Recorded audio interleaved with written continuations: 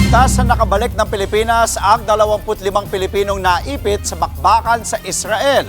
Pero sa kabila ng nakaambang peligro, hindi lahat pinipiling umuwi ng Pilipinas. Nagbabalik si Rainiel Pawid. Nakauwi na ng Pilipinas ang 25 Pilipino na inilikas sa Israel sa gitna ng nagpapatuloy na kaguluhan sa Middle East. Lumapag sa NAIA nitong Sabado ng gabi ang 24 na OFW kasama ang isang bata. Sila ang ika-4 na batch ng mga apektadong Pilipino na naitawid sa Taba border sa Egypt para makabalik ng bansa. Mag-iisang buwan nang umuulan ng missile sa Israel, pero hindi lahat piniling umuwi ng Pilipinas. Nitong nakaraang linggo, isa sa mga nabagsakan ng missile debris ang tinutuluyan ng Pinay caregiver na si Cindy. Kwento ng Pinay, mabuti na lamang daw may mamad o bomb shelter ang kanilang bahay. Dito na sila halos mamalagi ng kanyang senior citizen na employer.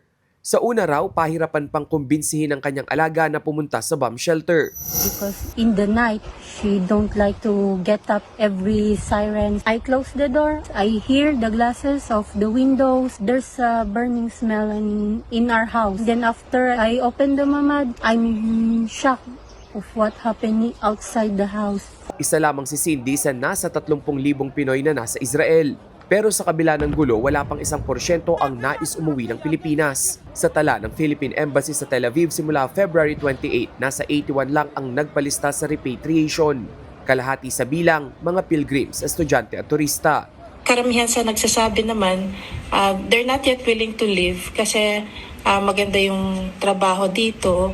Tapos, in terms of safety naman, nabanggit ko ito sa ibang interview, no? Yung may shelter naman na pwedeng puntahan ng mga kababayan natin. Actually, all over Israel, ang daming mga shelters na pwedeng gamitin. Karaniwang nasa industriya ng agriculture, health at caregiving ang mga Pinoy sa Israel.